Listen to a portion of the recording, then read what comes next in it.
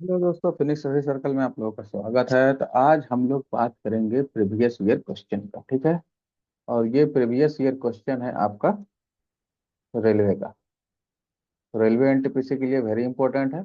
और इसके अलावा रेलवे का क्वेश्चन और भी एग्जाम के लिए इंटरव्यू के लिए इम्पोर्टेंट इसलिए हो जाता है क्योंकि ये एनसीईआरटी बेस्ड होता है। और लगभग ज़्यादातर जितना एग्जाम है, चाहे जेपीएससी है या जेएसएससी है या बीपीएससी है, ये सब जो है एनसीईआरटी बेस्ड ही क्वेश्चन आता है। ठीक है। अगर इन सब एग्जाम से रिलेटेड प्रीवियस क्वेश्चन आपको करना है तो कमेंट बॉक्स में बताइए, वो क्वेश्चन आपको क्लियर वाइज कराया जाएगा। ठीक है। आज हम लोग बात करेंगे पीरियोडिक टेबल से रिलेटेड, जो चैप्टर हम लोग का चल रहा है इसी से। तो इंट्रोडक्शन से हम लोग जो है ये जो है अभी करेंगे,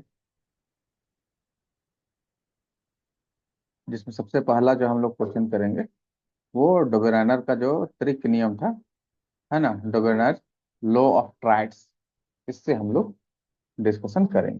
ठीक है। इसका प्रीवियस क्वेश्चन को हम लोग देखेंगे। हिंदी में त्रिक नियम कहते हैं, इंग्लिश में लॉ ऑफ ट्राइड्स कहते हैं। ठीक है। देखिए, तो डबोनार का त्रिक का उपलब्धि क्या था। तो इसका उपलब्धि क्या था? तत्वों के गुणधर्मों को परमाणु द्रव्यमान के साथ जोड़ने का पहला प्रयास था। यही सबसे बड़ा उपलब्धि था इसका।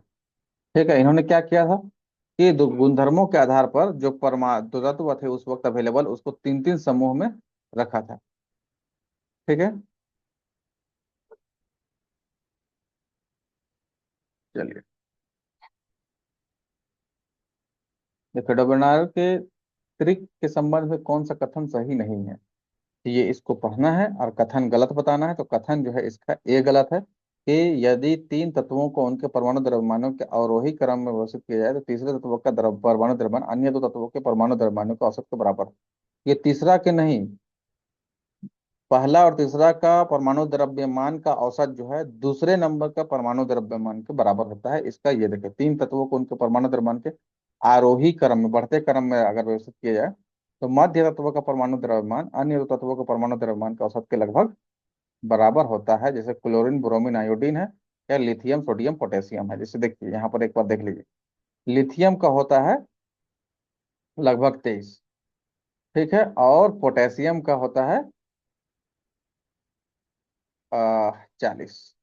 और sodium, sorry sorry sorry, lithium का होता है लग 7 होता है।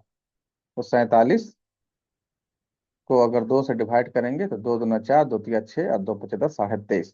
तो सोडियम का होता है, सोडियम का जो होता है वो 23.5 के आसपास ही होता है इसका परमाणु द्रव्यमान। ठीक है। इसी तरह से जैसे क्लोरीन, ब्रोमीन, आयोडीन निकालें तो ये भी वही निकलेगा इसी तरह। तो ये इसका नियम।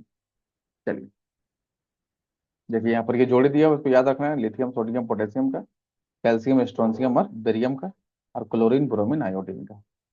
ठीक है। जैसे यहाँ पर पूछा भी है, निम्न में से कौन जो है त्रिक, डबल नायर का त्रिक का नहीं है। तो कौन नहीं, इसमें देख लीजिए, ये है, ये है और ये भी है, तो ये नहीं होगा। इसका तीसरा आंसर हो जाएगा। ठीक है। Lithium, sodium, potassium. चलिए, नेक्स्ट यहाँ पर आइए।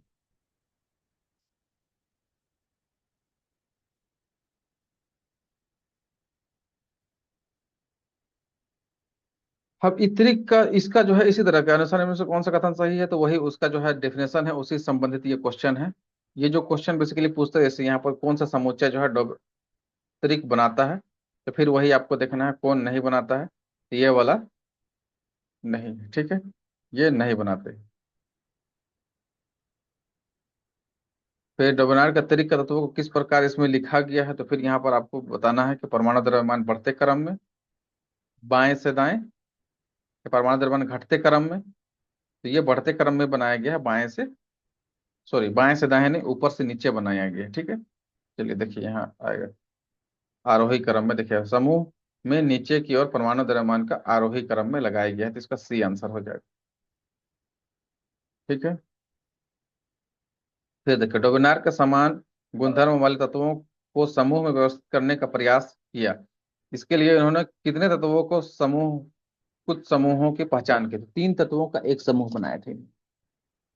ठीक है।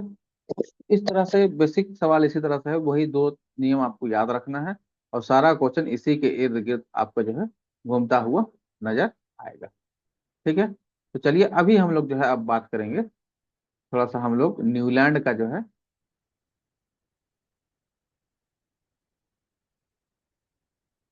न्यूलैंड का जो ऑक्टेव रूल था उसके ऊपर हम लोग बात कर लेते हैं। ठीक है, लॉ ऑफ ऑक्टेव न्यूलैंड का। ठीक है, इसमें था म्यूजिक जो टोन था, म्यूजिक टोन जो 7 सुर होता है उसके आधार पर इन्होंने दिया था। और बोला था 1 से लेकर 7 तक को परमाणु द्रव्यमान के आधार पर कर दिया, और बोला कि 8वां जो है एलिमेंट वो पहले से आके क्या हो जाएगा, पहला, यहाँ 7 तक है तो 8वां जो एलिमेंट है वो पहला से उसका गुण क्या होगा, मैच करेगा, ये इन्होंने कहा। ठीक है, तो वैसे ही अगर 9वां है तो वो दूसरा से करेगा, और 10वां है तो वो तीसरा से करेगा, और अगर 11वां है तो चौथा से करेगा, 12वां है तो 5वां से करेगा, और 13वां है तो छठा से करेगा, और 14वां है तो 7वां से उसका गुण जो है मैच करेगा। ये इसका नियम है। ठीक है, देखिए न्यूलैंड का अष्टक में तत्वों के बीच आवर्तता केवल खाली स्थान तक देखी गई। कहाँ तक देखी गई, ये बेसिकली कहाँ तक देखा गया था, कैल्शियम तक ही देखा गया था, परमाणु द्रव्यमान 40 तक ही देखा गया था। ठीक, उससे ऊपर जाने पर क्या हो रहा था कि उसमें जो है वो विभिन्नता आ जा रहा था, वो सेट नहीं हो पा रहा था। ये एक इसका सेटबैक था। जो इससे रिलेटेड वीडियो अगर नहीं देखे तो वो जाके देख सकते हैं, पीरियोडिक टेबल इंट्रोडक्शन करके वीडियो जो है चैनल में डाला हुआ है। इसका लिंक जो है आपको यहाँ वीडियो में डाल दिया जाएगा, आप वहाँ जाके देख सकते हैं समझने के। देखिए उत्कृष्ट उत्कृष्ट गैसों को न्यूलैंड के अष्टक के सिद्धांत में क्यों शामिल नहीं किया गया था, क्योंकि उस वक्त इनका जो है आविष्कार ही नहीं हुआ था। ठीक, उस समय ज्ञात नहीं थे, इसका ए आंसर हो जाएगा। ठीक है, तत्वों को उनके परमाणु द्रव्यमान के बढ़ते क्रम में रखकर बनाई गई है। न्यूलैंड के तत्वों की व्याख्या में अंतिम तत्व कौन सा था, तो इसका जो है अंतिम तत्व, उस टाइम टोटल कितना तत्व थे, 56 तत्व थे। तो पहला था हाइड्रोजन, और अंतिम कौन था, 56वां थोरियम था। कौन था, थोरियम। थोरियम का सिंबल होता है TH। आपको सिंबल भी याद रखना है। ठीक है, कौन सा तत्व का क्या होता है। चलिए नेक्स्ट देखिए, हम लोग यहाँ पर बात करते हैं कि न्यूलैंड किन दो तत्वों को एक ही स्लॉट में रखा था। तो कोबाल्ट और निकेल को रखा था। हालांकि कोबाल्ट का जो है वो एटॉमिक वेट माने परमाणु द्रव्यमान ज्यादा था निकेल से, फिर भी इसको जो है पहले रखा था, और ये 1866 में ये अपनी तालिका तैयार किया था। ठीक है, चलिए न्यूलैंड का अष्टक सिद्धांत केवल खाली स्थान तत्व तक ही लागू था, तो कैल्शियम तक लागू था, अभी पढ़े ऊपर। न्यूलैंड के अष्टक सिद्धांत के अनुसार पोटेशियम और कॉपर के बीच कितने तत्व मौजूद हैं, तो पोटेशियम और कॉपर के बीच जो है कितना तत्व मौजूद है, तो 7 तत्व मौजूद थे।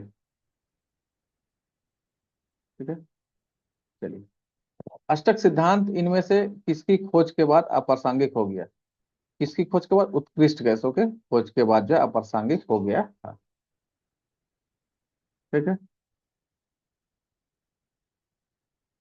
चलिए किसने अष्टक नियम की खोज की और इसकी तुलना संगीत में पाए जाने वाले अष्टक से किया, तो जोहान डोबरनायर ने किया था। ठीक है, न्यूलैंड ने अष्टक की तुलना किससे की थी, फिर वही सवाल, 8वें, लेकिन इनमें से किसने ये सर्वप्रथम यह ज्ञात किया कि प्रत्येक 8वें तत्व का गुणधर्म पहले तत्व के समान होता है, तो डोबरनायर ने किया था। ठीक है, ये इसका आंसर हो जाएगा ए। तो लगभग सब जो है इसी तरह का रिपीटेड क्वेश्चन है, आप एक बार वीडियो देखिएगा तो ये सारा क्वेश्चन जो है आप जो है सॉल्व कर लीजिएगा। जैसे देखिए न्यूलैंड के अष्टक में किन दो तत्वों के गुण समान पाए गए हैं, किन दो तत्वों के गुण समान पाए गए हैं, तो इसमें देखिए लिथियम और सोडियम, ये दोनों एक ही ग्रुप में रखा गया था। ठीक है, हाइड्रोजन थोरियम एक ही ग्रुप में था, लेकिन ये दोनों जो है गुण मैच नहीं करता था, ये दोनों को अलग रखा गया था यहाँ पर। ठीक है, सोडियम मैग्नीशियम भी अलग है, कैल्शियम और क्लोरीन भी अलग अलग रखा गया है। देखिए न्यूलैंड के अष्टक नियम में पहला तत्व और अंतिम तत्व क्या है, तो वही पहला तत्व कौन था, हाइड्रोजन, और अंतिम तत्व सोडियम। न्यूलैंड के तत्वों को उनके खाली स्थान के आधार पर अवसानी व्यवस्थित किया गया था, किसके आधार पर, तो परमाणु द्रव्यमान के आरोही क्रम में, बढ़ते क्रम में। ठीक है, असेंडिंग ऑर्डर में इसको रखा गया था। देखिए इससे पहले जो हम लोग पढ़े डोबरनायर का जो त्रिक नियम था डोबरनायर का, ये भी परमाणु द्रव्यमान के आधार पर रखा गया था। और न्यूलैंड का जो ऑक्टेव रूल है ये भी जो है एटॉमिक वेट पर आधारित था, दोनों है। दोनों में कहा गया तत्वों के जो है गुण है ना, भौतिक और रासायनिक गुण, वो दोनों जो है उसके जो है परमाणु द्रव्यमान के आवर्त फलन होते हैं। ठीक है, चलिए नेक्स्ट यहाँ पर देखिए, देखिए ये क्वेश्चन, देखिए गलत कथन को चुनना है। तो पहला कथन, न्यूजीलैंड के तत्वों को बढ़ते हुए परमाणु द्रव्यमानों के क्रम में व्यवस्थित किया और अष्टक नियम दिया। ठीक है। सोडियम लिथियम के बाद आठवां तत्व है, सोडियम जो है, सोडियम। लिथियम के बाद आठवां तत्व है, माने लिथियम के बाद आने वाला आठवां तत्व कौन है? सोडियम, तो सही है। कैल्शियम। बेरिलियम के बाद आठवां तत्व कौन है? बेरिलियम के बाद कैल्शियम, ये भी सही है। अष्टक नियम केवल मैग्नीशियम तक ही लागू था, केवल मैग्नीशियम तक नहीं लागू था, क्या इसका था? कैल्शियम तक ये लागू था। तो इसका जो है गलत कथन कौन हो जाएगा? इसका ए हो जाएगा, चौथा जो है इसका गलत कथन हो जाएगा, बाकी ये तीनों जो है सही है। ठीक है, चलिए नेक्स्ट। न्यूलैंड के अष्टक में इनमें से किन दो तत्वों को हाइड्रोजन, फ्लोरीन, क्लोरीन, ब्रोमीन के साथ समान स्तंभ में रखा गया था?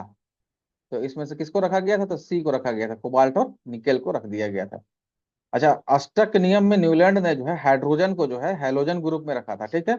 और जो बाद में जो मॉडर्न पीरियोडिक टेबल आया मोस्लेकर, उन्होंने भी कहा कि चाहे तो इसको ग्रुप 1 में रख सकते हैं या ग्रुप 17 में रख सकते हैं, माने हैलोजन ग्रुप में इसको रख सकते हैं। चलिए, न्यूलैंड के आवर्ती वर्गीकरण में 10वां तत्व निम्नलिखित में से किसके जैसा दिखेगा? तो अभी बता रहे थे कि अगर पहला तत्व जो है 8वां की तरह दिखेगा, तो दूसरा 9वां की, तो तीसरा 10वां, तो तीसरा तत्व की तरह ये दिखेगा। ये ऐसे आप इसको कैलकुलेट करके निकाल सकते हैं, क्वेश्चन आता है। तो कुल मिलाकर आप क्वेश्चन जो है रिपीट हो रहा है। ठीक है, इसी तरह से ये क्वेश्चन आगे, जैसे यहाँ पर देखिए हैलोजन के साथ किसको रखा गया था न्यूलैंड का तालिका में, तो वही कोबाल्ट और निकेल को रखा गया था। आप इसको क्वेश्चन को एक बार जो है देख सकते हैं, पॉज करके आप देखिएगा, पढ़िएगा, इसको सॉल्व करने का कोशिश कीजिएगा, हम इसको सोलो कर दे रहे हैं। ठीक है, यहाँ पर इसको हम मिटा देते हैं, आप लोग इसको देख लीजिएगा, ये वाला क्वेश्चन भी आप लोग सॉल्व कीजिए इसको पढ़ के। ठीक है, चलिए। उसके बाद ये क्वेश्चन है एक, ये भी आप जो है देख लीजिए, परमाणु द्रव्यमान के आधार पर है ये। चलिए, ठीक है, उम्मीद करते हैं कि आपको जो है ये प्रीवियस क्वेश्चन अच्छा करके जो है आपको अच्छा लग रहा होगा। ठीक है, तो अगले बार हम लोग जो है मेनली फॉर जो है मॉडर्न पीरियोडिक टेबल का प्रीवियस क्वेश्चन हम लोग करेंगे। ओके, चलिए, वीडियो देखने के लिए thank you।